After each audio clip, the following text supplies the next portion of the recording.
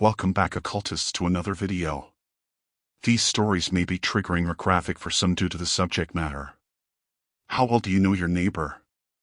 Often people live amongst each other without ever speaking. If you are new to the channel, make sure to like and subscribe for more content. Let's begin.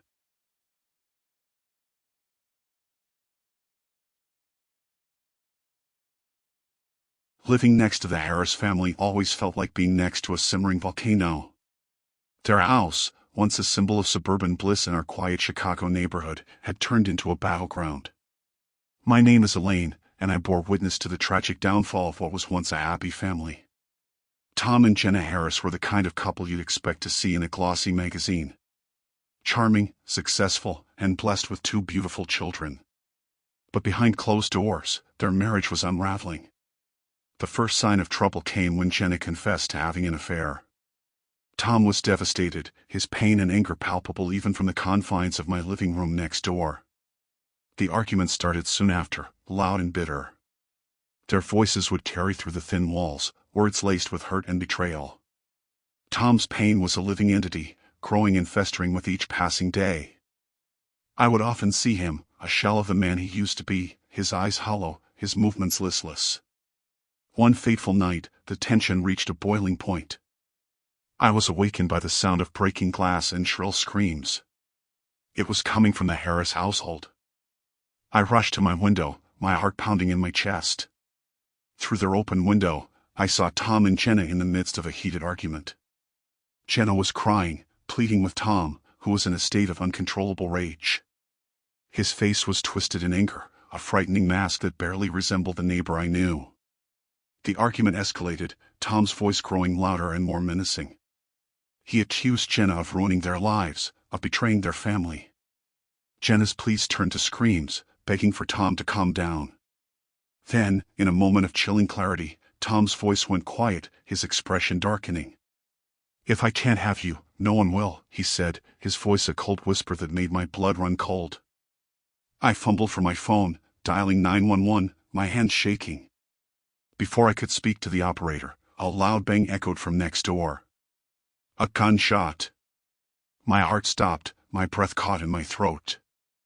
I could hear Jenna's screams, a sound of pure terror that pierced the night.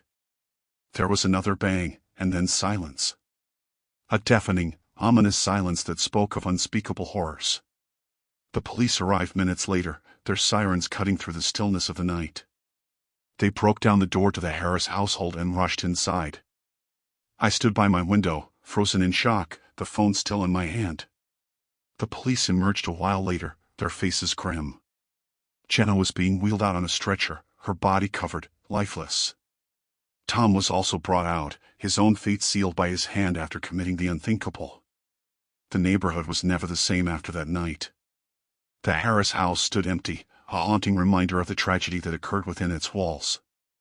The laughter and joy that once filled it were replaced by a lingering sorrow, a shadow that hung over our street. I couldn't shake the images and sounds of that night. Tom's rage, Jenna's pleas, the gunshots, they replayed in my mind, a nightmarish loop that kept me awake at night.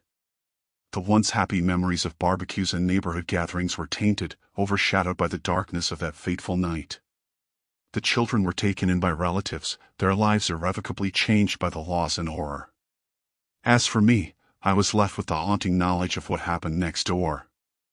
I was a silent witness to a descent into madness, to a love twisted into something unrecognizable and deadly. The sound of their voices still echo in my mind, a chilling reminder of how quickly life can spiral out of control. I can still hear Jenna's screams, Tom's enraged shouts, and the finality of those gunshots. They're sounds that I fear will never leave me, a haunting symphony of a broken family. Sometimes, late at night, I find myself listening intently, half expecting to hear them again, the arguments, the cries, the shattering of glass. But there's only silence, a silence that's somehow louder than all the noise that came before it. The tragedy of the Harris family is a dark cloud over our neighborhood, a story whispered in hushed tones. It's a tale of love turned to hatred, of a family torn apart by betrayal and pain. I've often wondered if I could have done something to prevent it, if there was a sign I missed, a word I could have said to change the course of events. But deep down, I know it was beyond my control, a tragic sequence of events that was destined to end in horror. Their house remains, but it's no longer a home. It's a tomb, a place where happiness died and was replaced by something twisted and malevolent. The lawn is overgrown, the windows boarded up, a stark contrast to the lively homes that surround it. And in the heart of that house, in the spaces where a family once lived and loved, there's a story of a descent into darkness, a tale that's as horrifying as any ghost story or tale of monsters. Because in this story, the monster was all too real, a man consumed by his demons, taking everything and everyone he loved down with him. So, I continue to live next door to this monument of tragedy, a daily reminder of the night when life as we knew it changed forever. The shadows of the past linger, clinging to the walls and the air, a suffocating reminder of the horrors that unfolded. In the quiet moments, I find myself thinking about Tom and Jenna, about the thin line between love and obsession, sanity and madness. Their story is a cautionary tale, a grim reminder of how quickly the world can be turned upside down by the actions of a single individual. I've seen couples come and go in our neighborhood since then, but the memory of the Harris family haunts me. Their story is a scar on the fabric of our community, a wound that refuses to heal. Sometimes, when the wind is just right, I swear I can still smell the faintest scent of gunpowder in the air, a ghostly remnant of that fateful night. The laughter of children playing in the streets seems distant, overshadowed by the memory of a family destroyed by its own turmoil. I live with the echoes of their tragedy, in a home that once felt safe and is now a constant reminder of how fragile our sense of security can be. The Harris house stands empty, a hollow shell that once held life and now holds only pain. In this quiet suburb of Chicago, beneath the normalcy and the routine, lies a story of darkness and despair. It's a story that I've witnessed firsthand, a story that I wish I could forget. But some horrors are etched too deeply, leaving scars that never quite fade away.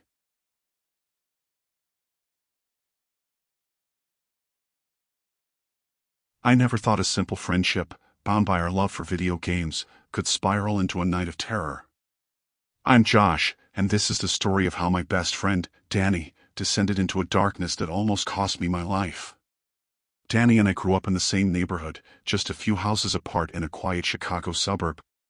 We bonded over video games, spending hours immersed in digital worlds where the lines between right and wrong often blurred. Danny, especially, was obsessed. He played day and night, often talking about how he wished life was more like the games we played. One summer evening, everything changed. We were hanging out in Danny's room, the sound of gunfire from the TV filling the air, when he paused the game, turning to me with a wild look in his eyes. "Let's do it for real," he said, an unsettling excitement in his voice. "Let's pull off a heist, like in the game." I laughed it off, thinking he was joking. But Danny was serious.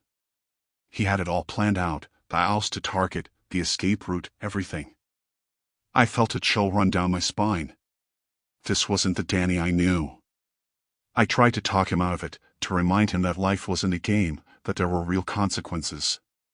But he wouldn't listen. His obsession had consumed him, blurring the lines between fantasy and reality. When I refused to go along with his plan, something in him snapped.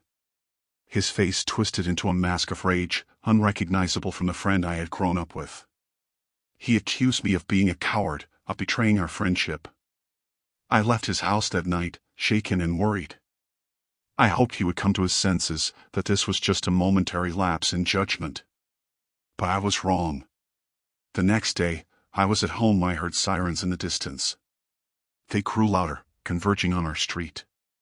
My heart sank as I saw police cars pull up outside Danny's house.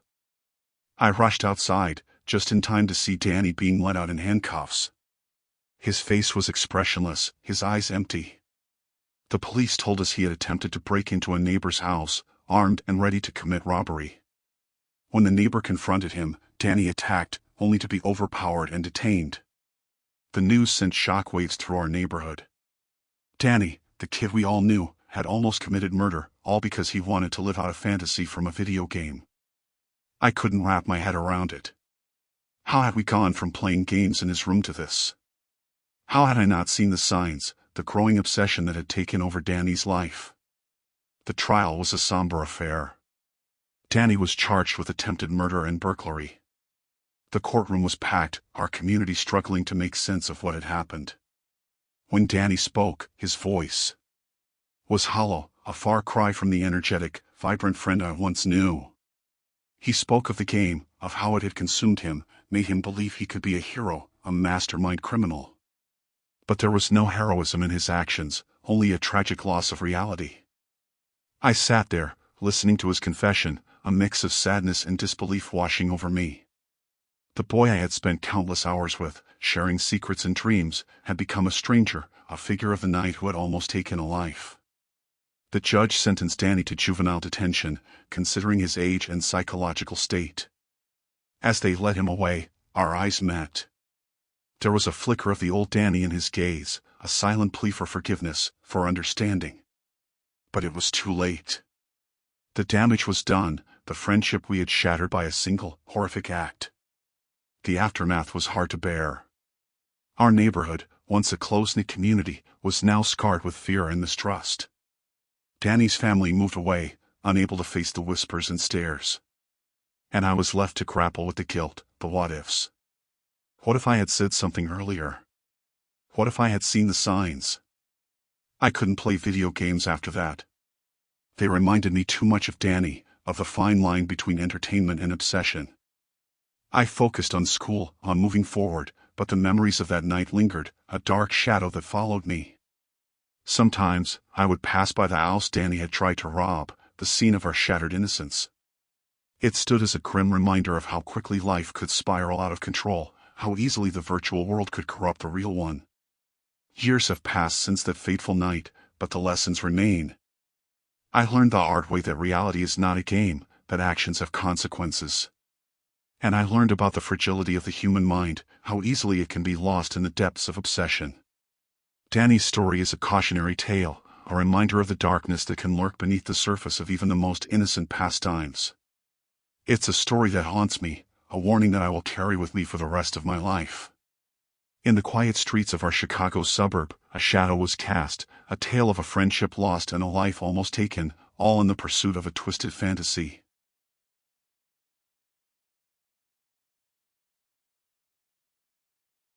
As newlyweds, Mark and I were excited to start our new life together in a quaint suburb of Chicago.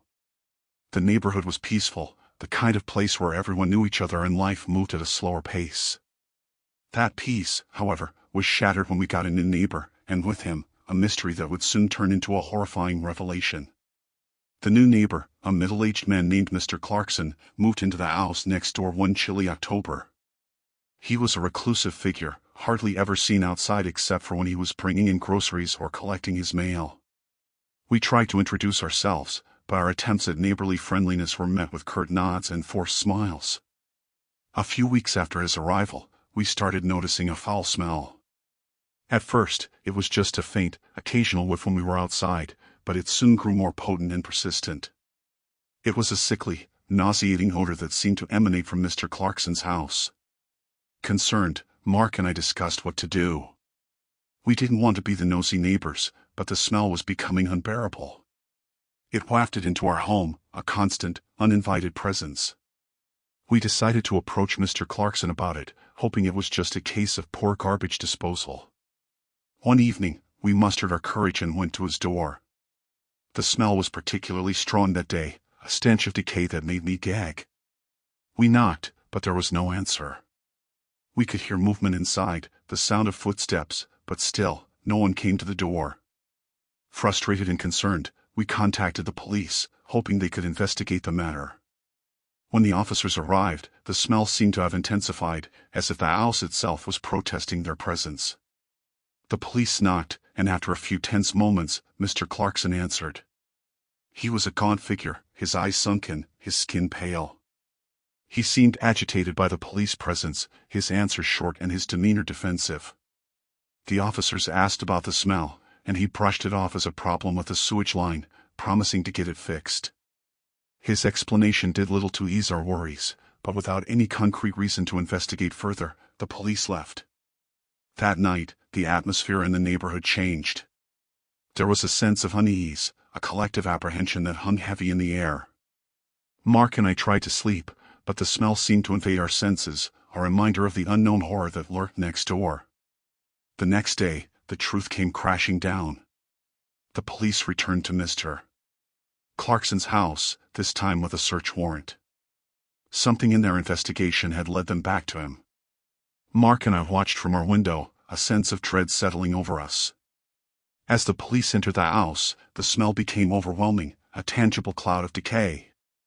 It wasn't long before the officers came out, their faces pale, their movements hurried.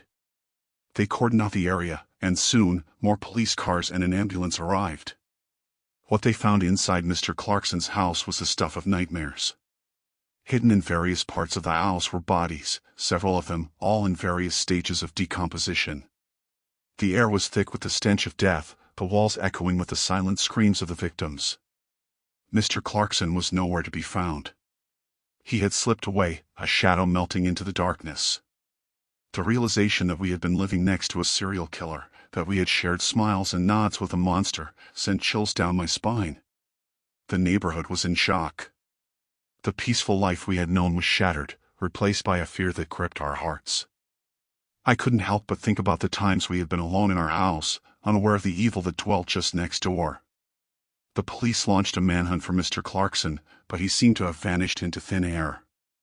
We were left with the horrifying knowledge of what had happened, the images of the bodies being carried out of the house haunting our dreams.